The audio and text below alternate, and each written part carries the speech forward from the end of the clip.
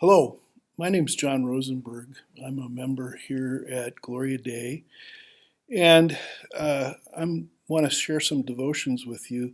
These were originally part of a book that I was asked to do for the season of Lent for faculty and students and others in the university. And what we did was we used the commemorations that were in the front of the old green hymnal.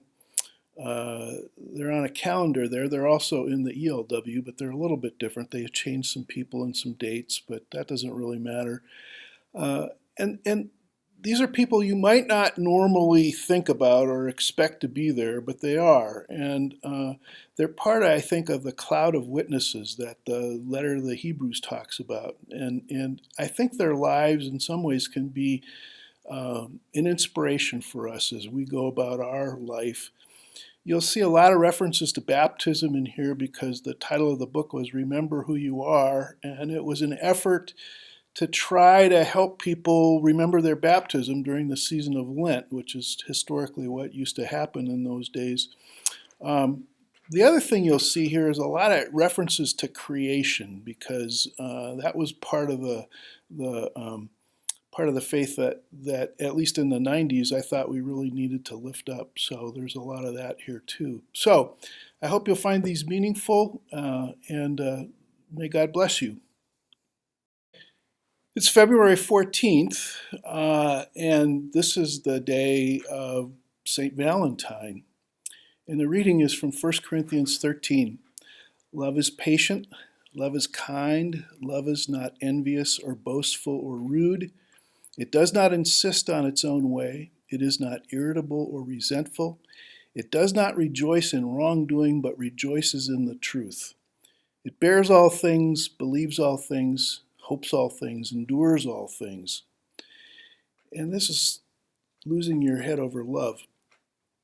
No one really knows very much about St. Valentine, but you can bet that the manufacturers of greeting cards, candy, and lingerie regularly give thanks for him, especially today. Records of martyrs in the early church list two people named Valentine who supposedly died for their faith on this day, but it may have been the same person just listed twice. According to one legend, the Roman Emperor Claudius forbade young men to marry on the premise that they would make better soldiers if they were single. A priest named Valentine secretly married young couples in a countercultural act of rebellion for which he was eventually imprisoned. Young children who missed the gentle priest tossed notes of love and encouragement through his prison bars, thereby beginning the tradition of exchanging valentines.